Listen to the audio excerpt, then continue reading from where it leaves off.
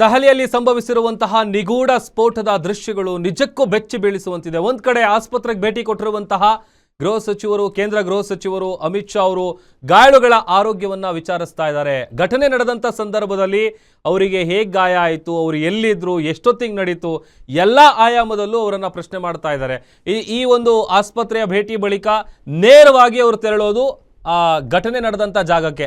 ಅಲ್ಲಿ ಹೋಗಿ ಅಧಿಕಾರಿಗಳಿಂದ ಮಾಹಿತಿಯನ್ನು ಪಡ್ಕೊಳ್ತಾರೆ. ಈತ ಒಂದ್ ಕಡೆ ಪ್ರಧಾನಿಗಳು ಇದಕ್ಕೆ ಸಂಬಂಧಪಟ್ಟಂತ ಟ್ವೀಟ್ ಅನ್ನ ಮಾಡಿದ್ರು. ಟ್ವೀಟ್ ಮಾಡೋದರ ಮೂಲಕ ಈ ಒಂದು ದುರಂತದಲ್ಲಿ, ಈ ಒಂದು ಸ್ಫೋಟದಲ್ಲಿ ಮೃತಪಟ್ಟಂತಹ ಕುಟುಂಬಗಳಿಗೆ ಸಂತಾಪ ಸೂಚಿಸಿದ್ದಾರೆ. ಅದರ ಜೊತೆಗೆ ಗಾಯಾಳುಗಳ ಚಿಕಿತ್ಸೆಯ ವಿಚಾರಕ್ಕೆ ಸಂಬಂಧಪಟ್ಟಂತ ನೆರವು ಕೊಡ್ತೀವಿ ಅನ್ನುವಂಥ ವಿಚಾರವನ್ನು ಕೂಡ ಹೇಳಿದ್ದಾರೆ. ಬಟ್ ಆದರೆ ಈ ಘಟನೆಯಲ್ಲಿ ಮೃತಪಟ್ಟಿರುವಂತಹ ಮೃತರ ಕುಟುಂಬಸ್ಥರಿಗೆ ಅಥವಾ ಮೃತರಿಗೆ ಪರಿಹಾರವನ್ನು ಏನು ಘೋಷಣೆ ಮಾಡಿಲ್ಲ. ಮತ್ತೊಂದು ಕಡೆ ಈಗ ಅವರು ಆಸ್ಪತ್ರೆಯಲ್ಲಿದ್ದಾರೆ. ಅಮಿತ್ ಶಾ ಅವರು ಆಸ್ಪತ್ರೆಯಲ್ಲಿ ಗಾಯಾಳುಗಳ ಆರೋಗ್ಯವನ್ನು ವಿಚಾರಿಸ್ತಾ ಇದ್ದಾರೆ. ಅಲ್ಲಿ ಆಸ್ಪತ್ರೆಯಲ್ಲಿ ಈಗೇನು ಅಡ್ಮಿಟ್ ಆಗಿದಾರಲ್ಲ, ಅಷ್ಟೋ ಮಂದಿ ಗಾಯಾಳುಗಳ ಆರೋಗ್ಯವನ್ನು ವಿಚಾರಿಸಿದ ಬಳಿಕ ನೇರವಾಗಿ ಈ ಒಂದು ಘಟನೆ ನಡೆದಂತಹ ಜಾಗಕ್ಕೆ ತೆರಳುತ್ತಾರೆ. ಅಲ್ಲಿ ಅಧಿಕಾರಿಗಳಿಂದ ಮಾಹಿತಿಯನ್ನು ಪಡ್ಕೊಳ್ತಾರೆ. ನೋಡಿ, ಈ ಸ್ಫೋಟದ ಹಿಂದೆ ಹಲವು ಅನುಮಾನಗಳು ಹುಟ್ಟುಕೊಳ್ತಾ ಇದೆ, ಹಲವು ಪ್ರಶ್ನೆಗಳಿದೆ. ಯಾಕಂತಂದ್ರೆ ಹೇಗೆ ನಡೆಯಕ್ಕೆ ಸಾಧ್ಯ? ಒಂದು CNG ಬ್ಲಾಸ್ಟ್ ಆದರೆ ಇಷ್ಟರ ಮಟ್ಟಿಗೆ ಎಫೆಕ್ಟ್ ಆಗುತ್ತಾ?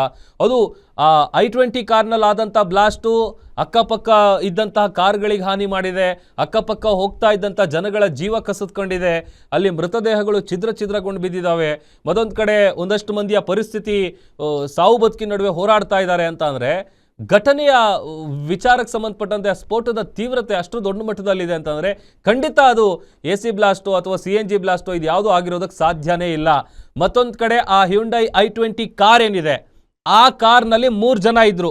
ಆ 3 ಜನರ ದೇಹ ಕೂಡ ಗುರುತು ಸಿಗದ ರೀತಿಯಲ್ಲಿ ಛಿದ್ರಗೊಂಡಿದೆ. ಆ 3 ಜನ ಯಾರು, ಆ ಕಾರ್ ಎಲ್ಲಿಂದು, ಆ ಕಾರ್ನ ನಂಬರ್ ಏನು, ಅದರ ಓನರ್ ಯಾರು, ಎಲ್ಲ ಡಿಟೇಲ್ಸ್ಗಳನ್ನು ಕಲೆ ಹಾಕೋದ್ರಲ್ಲಿ ಪೊಲೀಸರು ಒಂದು ಕಡೆ ಬ್ಯುಸಿ ಆಗಿದ್ದಾರೆ. ಮತ್ತೊಂದು ಕಡೆ ಅನುಮಾನಾಸ್ಪದ ಸ್ಥಳಗಳಲ್ಲಿ ಯಾರ ಮೇಲೆ ಡೌಟ್ಫುಲ್ ಆಗಿ ಓಡಾಡ್ತಾ ಇರ್ತಾರೆ ಅಂಥವರನ್ನು ಕೂಡ ವಶಕ್ಕೆ ಪಡೆಯುವಂಥ ಕೆಲಸವನ್ನು ಸದ್ಯ ಪೊಲೀಸರು ಮಾಡ್ತಾ ಇದ್ದಾರೆ. ಈಗ ಆ ಘಟನೆ ನಡೆದಂತಹ ಜಾಗದಲ್ಲಿ ಹದ್ದಿನ ಕಣ್ಣನ್ನು ಇಡಲಾಗಿದೆ. ನೋಡಿ, ಈಗ ಒಂದು I-20 ಕಾರು ಅಲ್ಲಿ ಬ್ಲಾಸ್ಟ್ ಆಗೋದಕ್ಕಿಂತ ಮುಂಚಿತವಾಗಿ ಅದೇ ರಸ್ತೆಯಲ್ಲಿರುವಂತಹ CCTV ಸಿಗ್ನಲ್ಗಳಲ್ಲಾಗಿರ್ಬೋದು ಅಥವಾ ಬೇರೆ CCTVಗಳಲ್ಲಾಗಿರ್ಬೋದು ಸೆರೆ ಆಗಿರುತ್ತೆ. ಆ I-20 ಕಾರು ಪಾಸ್ ಆದಂಥ ಫುಟೇಜಸ್ಗಳನ್ನು ಕಲೆ ಹಾಕುವಂಥ ಕೆಲಸ ಕೂಡ ನಡೀತಾ ಇದೆ. ಈಗ ಆ I-20 ಕಾರು ಯಾವ ಮಾರ್ಗದಿಂದ ಬಂದಿತ್ತು, ಅದು ಇಲ್ಲಿ ಬ್ಲಾಸ್ಟ್ ಆಗೋದಕ್ಕಿಂತ ಮುಂಚಿತವಾಗಿ ಎಲ್ಲಿಂದ ಬಂದಿದ್ದು ಅಂತ ಆ ವಿಜುವಲ್ಸ್ನ CCTV ಫುಟೇಜಸ್ಸನ್ನು ಕಲೆ ಹಾಕಿದಂಥ ಸಂದರ್ಭದಲ್ಲಿ ಆ I-20 ಕಾರ್ನ ರಿಜಿಸ್ಟ್ರೇಷನ್ ನಂಬರ್ ಸಿಗುತ್ತೆ. ಆ ರಿಜಿಸ್ಟ್ರೇಷನ್ ನಂಬರಿಂದ ಅದು ಯಾವ ರಿಜಿಸ್ಟ್ರೇಷನ್ ನಂಬರ್ ಯಾವುದು, ಆಮೇಲೆ ಅದು ಯಾರಿಗೆ ಸೇರಿದ್ದು, ಅದರ ಓನರ್ ಯಾರು, ಆ ಕಾರ್ನಲ್ಲಿ ಹೋಗ್ತಾ ಇದ್ದಂಥ 3 ಮಂದಿ ಯಾರು, ಅವರ ಹೆಸರು, ಅವರ ಹಿನ್ನೆಲೆ ಪ್ರತಿಯೊಂದು ಕೂಡ ಕಲೆ ಹಾಕುವಂಥ ಕೆಲಸವನ್ನು ಸದ್ಯ ಪೊಲೀಸರು ಮಾಡ್ತಾ ಇದ್ದಾರೆ. ಒಂದು ಕಡೆ ಅಲ್ಲಿದ್ದಂತಹ ಸ್ಥಳೀಯರಲ್ಲಿ ಆತಂಕ ಮನೆ ಮಾಡಿದೆ. ಯಾಕಂತಂದರೆ ಯಾರು ಕೂಡ ಊಹೆ ಮಾಡಿರಲಿಲ್ಲ ಈ ಥರದ್ದೊಂದು ಘಟನೆ ನಡೆಯುತ್ತೆ ಅಂತೇಳಿ. ತಮ್ಮ ಪಾಡಿಗೆ ತಾವೆಲ್ಲ ನಡ್ಕೊಂಡು ಹೋಗ್ತಾ ಇದ್ದಂಥ ಸಂದರ್ಭದಲ್ಲಿ ಏಕಾಏಕಿ ಕಾರ್ನಿಂದ ಬ್ಲಾಸ್ಟ್ ಆಗಿದೆ. ಬ್ಲಾಸ್ಟ್ ಆದ ತೀವ್ರತೆಗೆ ಎಲ್ಲ ಹಾರು ಬಿದ್ದಿದ್ದಾರೆ. ಅಲ್ಲಿದ್ದಂಥ ಎಲ್ಲರೂ ಕೂಡ ಜನ ಚೆಲ್ಲಾಪಿಲಿಯಾಗಿ ಓಡಿದ್ದಾರೆ. ಮತ್ತೊಂದಷ್ಟು ಜನ ದೂರದಲ್ಲಿ ನಿಂತು ಏನಪ್ಪ ಇದು ಸೌಂಡ್ ಕೇಳಿಸ್ತಲ್ಲ ಅಂತೇಳಿ ಏನು ನಡೀತು ಅಂತ ನೋಡೋದಕ್ಕೆ ಹತ್ರ ಬಂದಿದ್ದಾರೆ. ಹತ್ರ ಇದ್ದಂಥವ್ರು ದೂರ ಹೋಗಿದ್ದಾರೆ, ದೂರ ಇದ್ದವ್ರು ಹತ್ರ ಬಂದಿದ್ದಾರೆ. ಯಾಕಂತಂದರೆ ಅಲ್ಲಿ ಏನೋ ಬ್ಲಾಸ್ಟ್ ಆಯ್ತಲ್ಲ ನೋಡೋಣ ಅಂತೇಳಿ ಅಷ್ಟರ ಮಟ್ಟಿಗೆ ಜನ ಬಂದಿದ್ರು ಅಲ್ಲಿ.